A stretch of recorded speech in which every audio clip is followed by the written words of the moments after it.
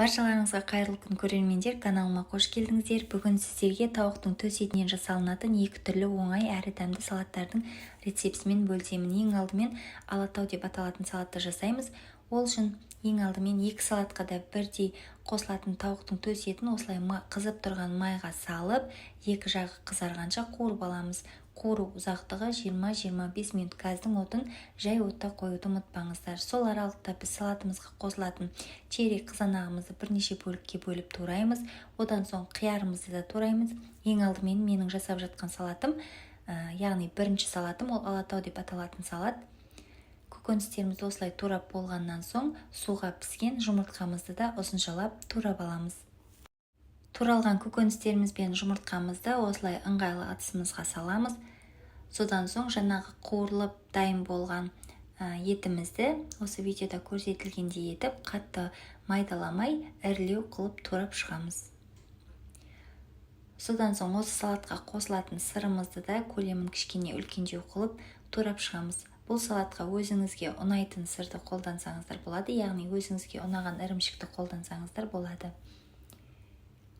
Барлығын жаңағы ыдысымызға салып болғаннан соң, оның үстіне консервадағы жүгеріні саламыз. Бір ас қасық майонез саламыз. Және де дәміне қарай аз ғана тұз саламыз.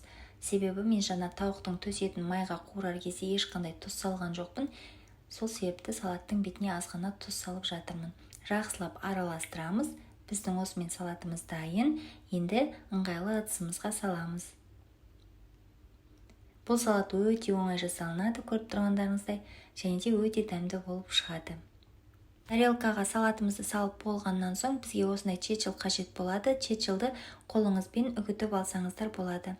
Содан соң осы чечилді салатымыздың бетіне қоямыз. Бұл жай ғана салаттың әсемдігі үшін. Осымен салат дайын, өте оңай әрі дәмді болып шығады.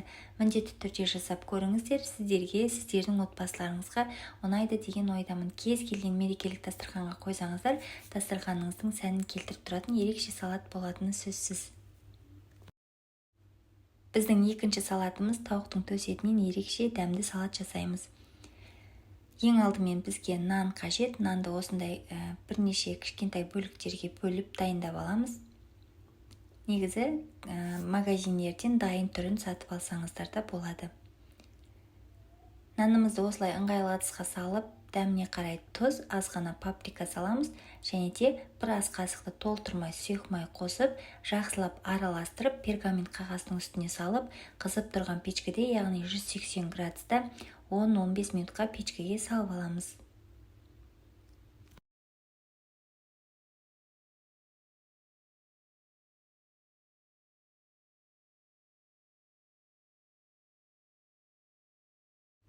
Сол аралықта біз салатқа қосылатын көкөністерімізді және де тауықтың төс етін осылай турап дайындап аламыз. Осы видеода көрсетілгендей өте кішкентай қылмай, орташа көлемде тураймыз. Бізге сладкий перец, яғни тәтті бұрыш қажет болады. Қиярымызды да осы видеода көрсетілгендей етіп турап аламыз.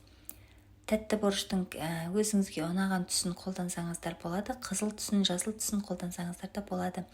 Салат жапырағында осылай майдалап турап аламыз. Барлығын ыңғайлы ыдысымызға салып, дәміне қарай аз ғана тұз және де бір ас қасықты қатты толтырмай соус қосамыз. Бұл жерде менің соус қосқан жермен тұз салған жерім өкінішке орай видеоға түспей қалыпты. Ол үшін сіздерден кешірім сұраймын, бірақ соус қосып тұз салуды ұмытпаңыздар. Жақсылап араластырамыз. Осымен біздің салатымыз дайын. Енді осы салатымызды ыңғайлы ыдысымызға салат жапырағын қойып, салатымызды саламыз. Бұл салатты кез келген түскі асқа, кешкі асқа, тіпті мерекелік дастарханға қойсаңыздар да өте ерекше болып көрінеді және де өте дәмді болып шығатын салаттардың бірі. Салатымыздың бетіне жұмыртқаның ағусын осылай үлкендеу етіп турап салып шығамыз. Және де жаңағы кептірілген нанымызды да салатымыздың бетіне қойып шығамыз. Көріп тұрғандарыңыздай осымен біздің салатымыз дайын, өте оп-оңай жасалынады. Сіздерге де жасап көруге кеңес беремін. Сіздердің отбасыларыңызға ұнайды деген ойдамын. Егер видеоны соңына дейін қараған болсаңыздар және де рецепт пайдалы болған болса, сіздерге ұнаған болса, видеоға лайк басып астына өз пікіріңізді қалдыруды ұмытпаңыздар. Сіздермен болған Әсел, баршаларыңызға рахмет.